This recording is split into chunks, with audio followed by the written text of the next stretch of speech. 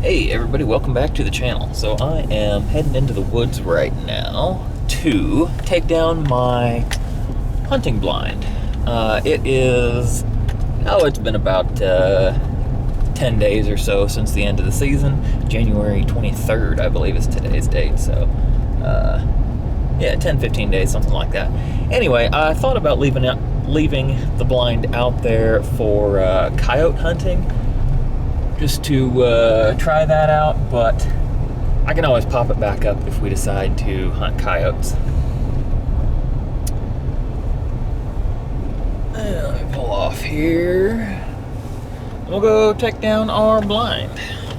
Also, while we do that, we're gonna do a look back over hunting season 2020 and first part of 2021. And we'll talk about what happened and why you didn't see most of it on video. So let's take a walk.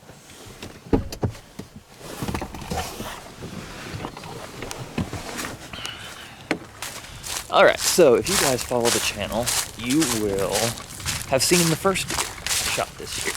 And I'll put a short little clip of that up here.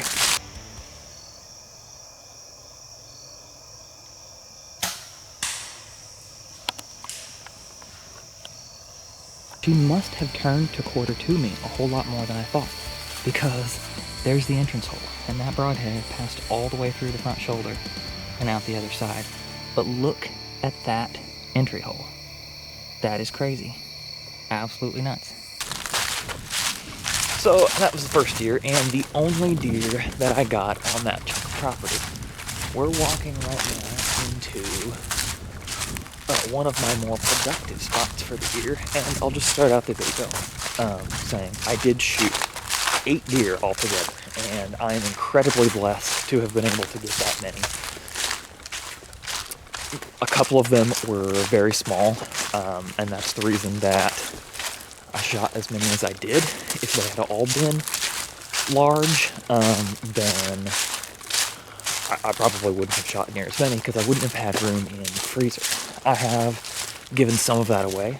There's a family we do some sharing back and forth with on meat and vegetables and crops and eggs and that sort of thing, and they did get some of the meat, so that's good. Anyway, 8 deer for the year. 3 of them were rather small, but 3 of the others were a good size. I do have my Taurus TX22 on my hip, just in case you see any squirrels or rabbits.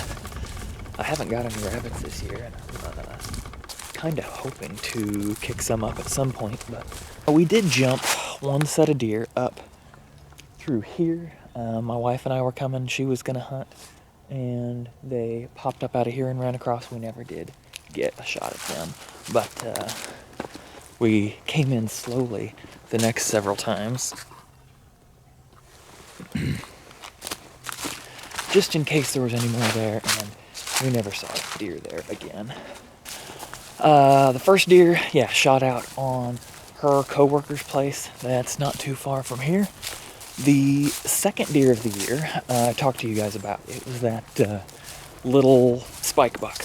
That same day, in fact, within a few minutes of that, I also shot a small deer, real small, with my bow, back to back, and those were right back where I'm about to show you. So, here's my blind, right there. There's the blind, and the tree stand. Well, I was up in the climber, and I was right back up in there, probably about 30 yards that way. So I could see out into this field, and I probably showed you a little of my frustration that a lot of the deer were coming out in this field where I couldn't get to them and not coming under my stand. But, so that was the first 3 deer. Now, right out here is where I barely nicked the back of one and then narrowly missed the big doe with my bow.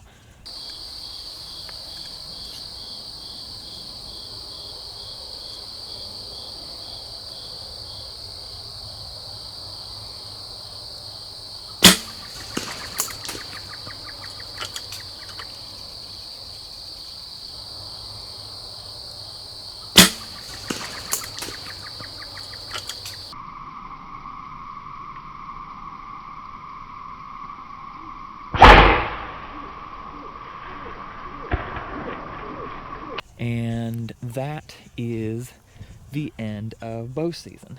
Let me get this blind taken down real quick. And then we will walk to a few more spots and talk about the rest.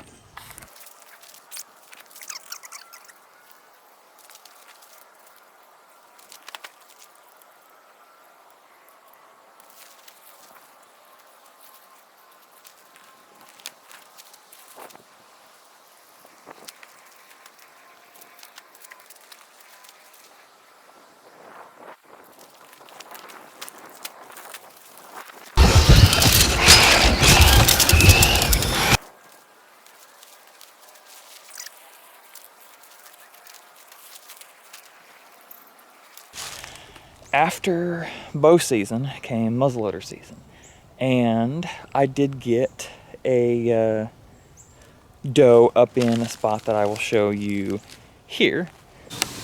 Man, that happened way too quick. I didn't have time to turn on my camera. The deer was 30 yards away and looking straight at me. I had to shoot it left-handed because it was out this side of my stand. I had my scope turned way down to 3 power. And touch it off. Let me show you where it was standing. Although you probably wouldn't have been able to see it anyway with where the camera's mounted. And right down over there. Anyway, so I got that little doe.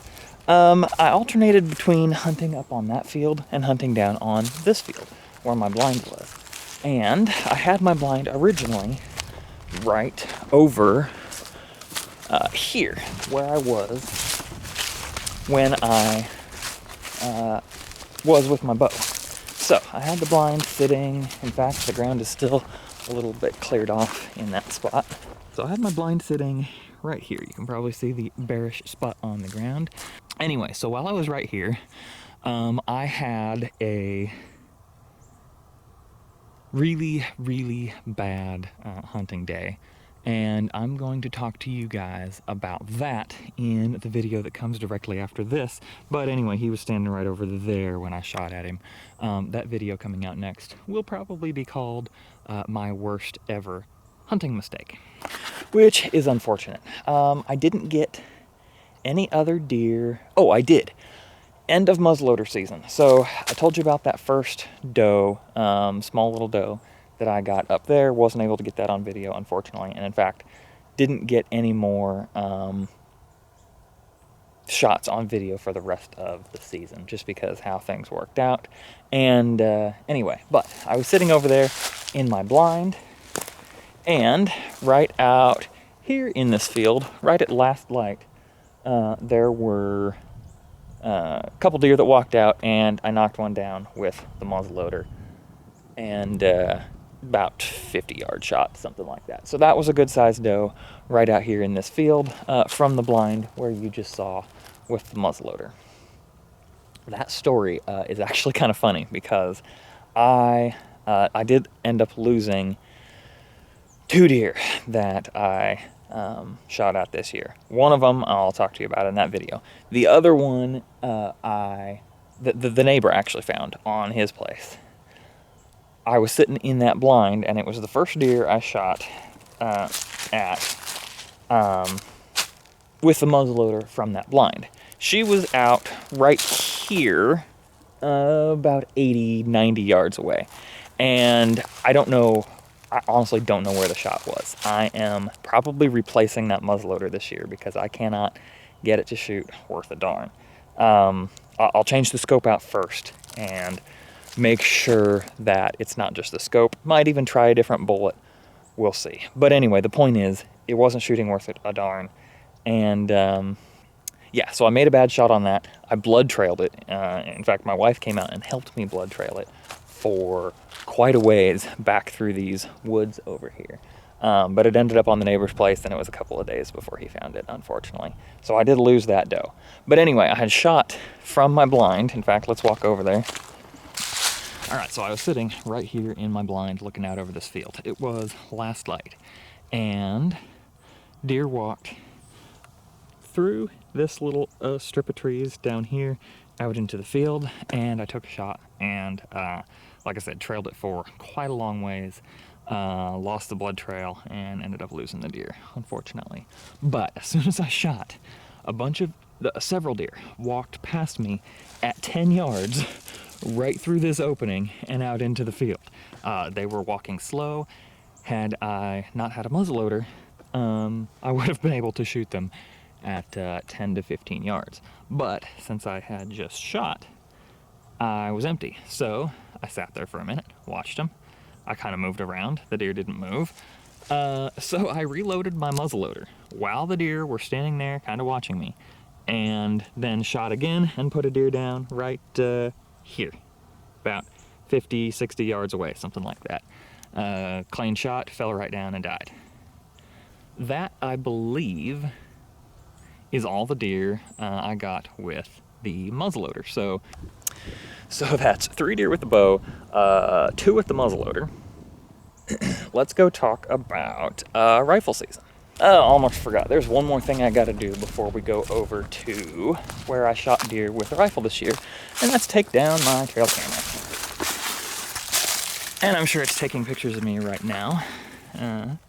I set this out a couple of days before the antlerless season. And let me go ahead and shut it off here. Set this out a couple of days before the antlerless season because I thought that I might hunt this field a little bit more, and I never ended up hunting this field again during the season, but that's okay. So let me pack up this trail camera. I'm gonna get the rest of the stuff back into my truck.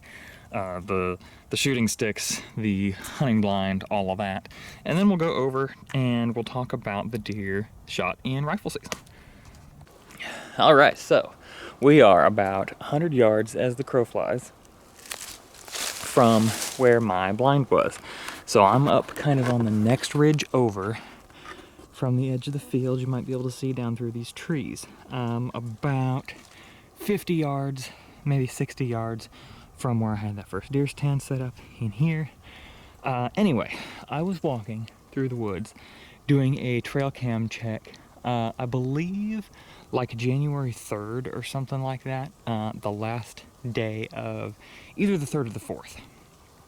Right in there, the last day of the normal deer season.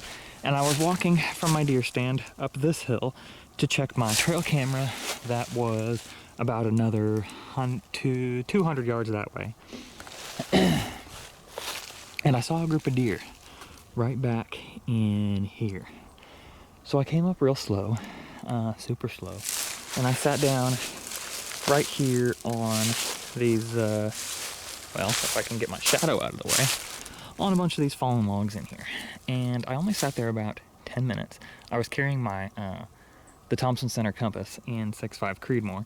If you saw the first picture I posted on Instagram of that gun with a deer, it was this hunt that I'm talking about right now. So I was sitting on this log, and sure enough, it wasn't long before right up in here a deer popped out and started making its way down through. As soon as I got a clear shot, I took it and I pulled the shot. Guys, I am still trying to teach myself to take my time because the deer will probably come closer. Anyway, lucky for me, even though I pulled the shot, I nicked the deer just a little bit in the leg. Terrible. And yeah, awful. But anyway, the deer came closer to check me out, and it ended up walking. I took like 2 steps this way, and the deer ended up walking about 20, 30 yards away from me here, and I took 1 shot, perfect hit, blew up lung out the backside, and that deer dropped. So that was right in here. that was my first deer of rifle season. So a few days later, I brought my wife up, and she sat in the same spot, didn't see a darn thing.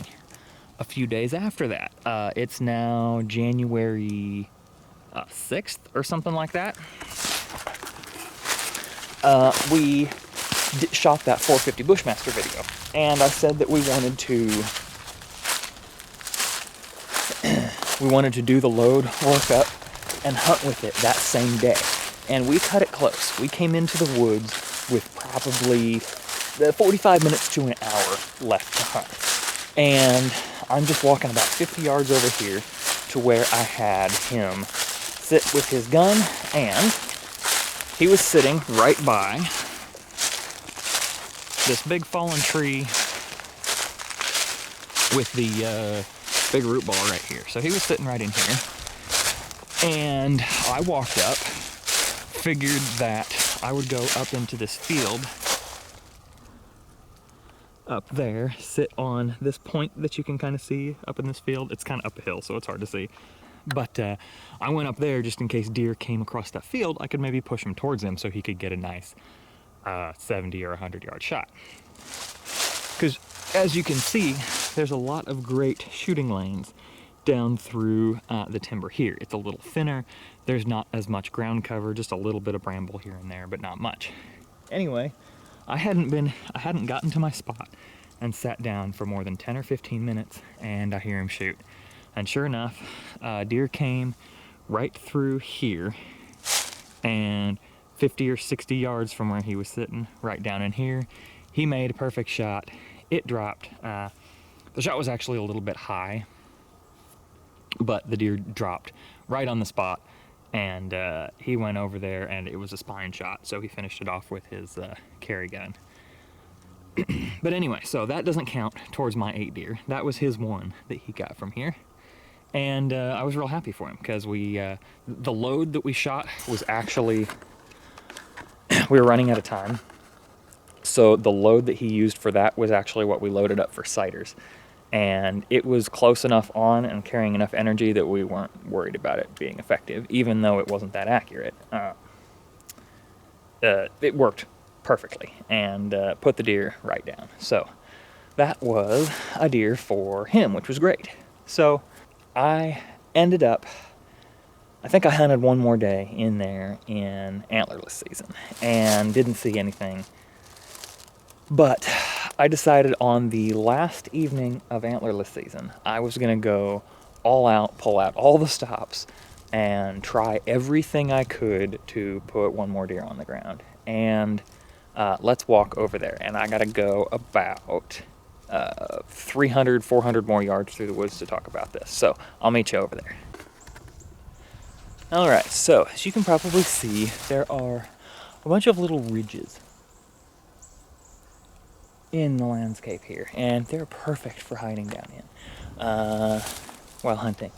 See right in here is a good one. I don't know how well this is showing up on camera. All my walking around today might be in vain if all of the woods just look the same on the camera, which I suppose they might. So like I said, this is 300 or 400 yards away from that last spot we were at. And I think I was sitting one ridge over. I had kind of snuck in here, still hunted my way up, being super quiet, knowing, hey, this is the last day. I got to do whatever I can. If I make one mistake, I'm going to blow the whole thing and not be able to get any more deer for the rest of the year.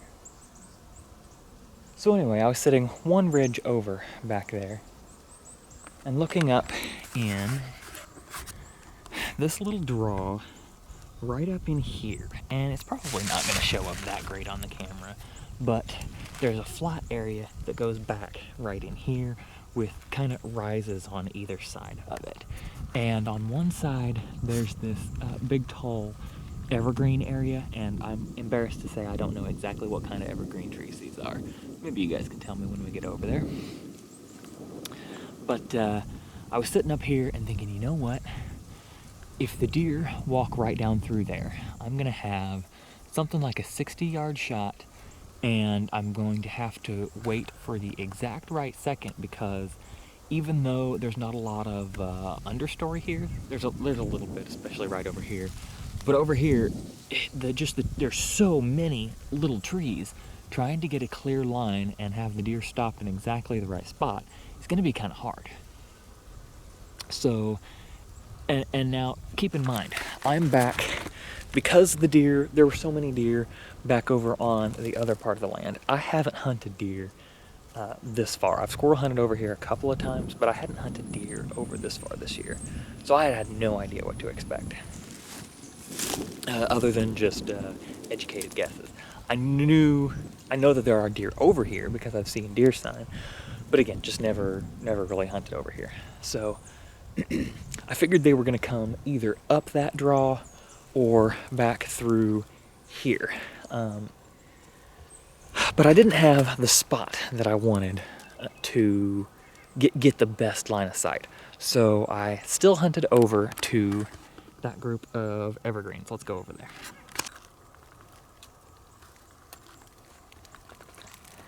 That's it. Past this old defunct rotted up deer stand, thought for half a second about trying to set it up in the tree and make it work, but immediately thought better of it because it's, yeah, rather rotten. Anyway, so I came up past it. Oh, there's a good big feather. I bet it was eating, whatever shed that was eating gut piles. So I popped right up into here. Beautiful stand of evergreen trees. And yeah, I'm probably gonna look up as soon as I get back to the house and see if I can figure out what exactly these are. Don't think they're pine, but I could be wrong. There's the bark pattern for anyone wanting to help me out. But nice, pretty big evergreen trees for around here. You know, we've got a lot of little cedars and stuff like that, but these are, I don't know, 110 feet tall, something like that. I mean, they're pretty tall. So I'm sitting right here against this tree and figuring the deer were gonna come off my left shoulder down through this draw, and you can actually see it a lot better now. Right down there.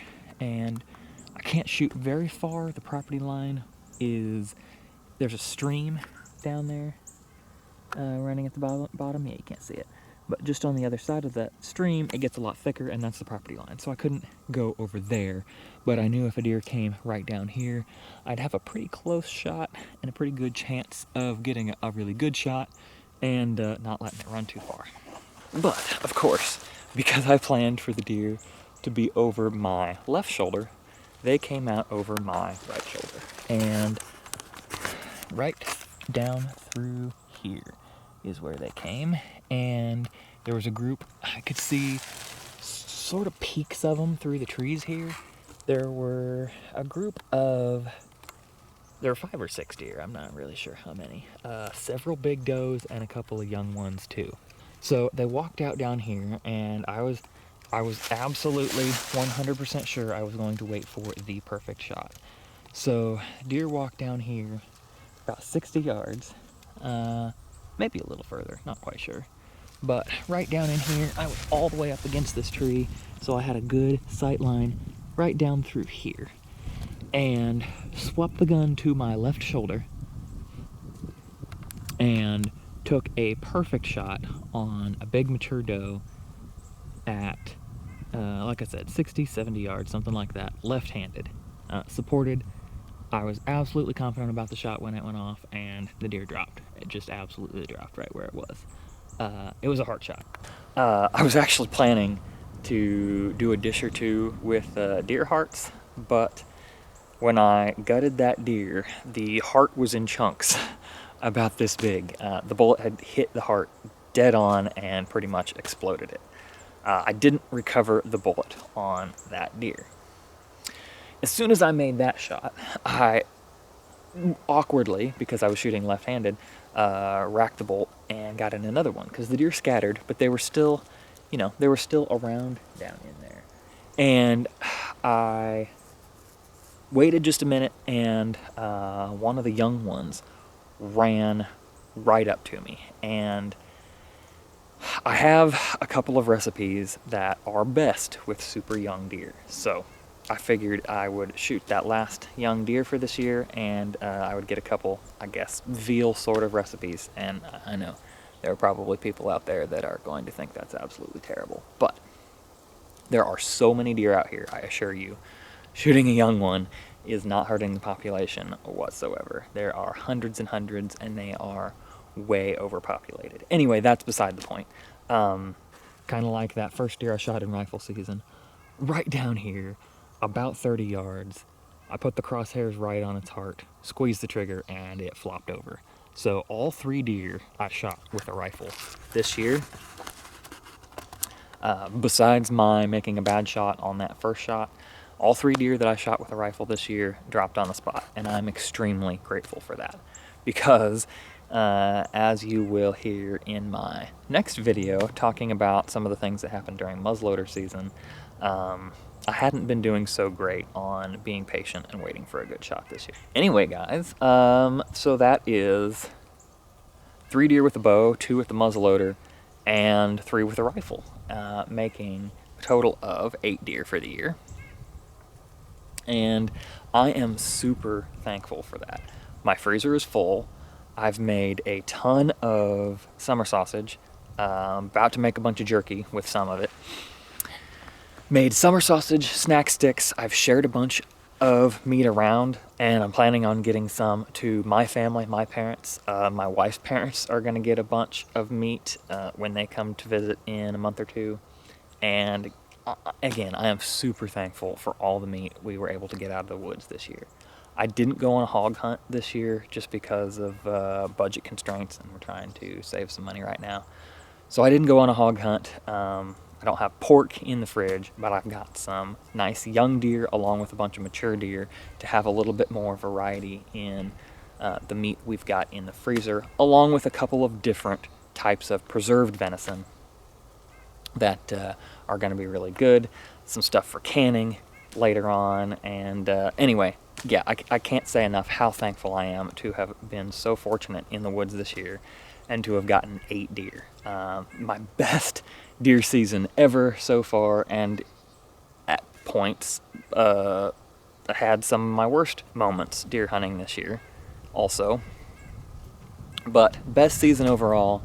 The freezer's full, and I couldn't be more thankful. So anyway, thank you guys so much for watching this video. Probably kind of a long-winded one, unless I do a really good job at editing it down. Appreciate you guys subscribing to the channel. At last check, we are at 715 subscribers.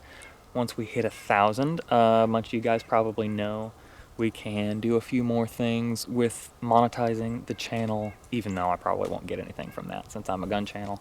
But we can do a few more things, open up the community tab, and get the page promoted a little bit more, which will get a few more subscribers on board, and we may be able to do videos more often and some more cool things if start getting a little bit of revenue coming in. So I would appreciate it if you guys would jump over and check out my Patreon page. I don't always remember to upload the videos over there, though I probably will shortly, just because of the danger of getting kicked off YouTube. I'll probably put more of the stuff over on Patreon page, and all of those videos are going to be available for everyone to see. I'm not going to put a money block on it. They're going to be open to the public. That being said, I would really appreciate it if you guys would consider kicking in $1 a month or something like that, just to help with the bullet budget and to maybe let us do a few more hunts. And I think that about wraps it up for today. Again, guys, make sure you subscribe to the channel. Check out the Instagram page. I post a bunch more stuff over there than ever makes it to YouTube. So thanks again, and y'all have a good one.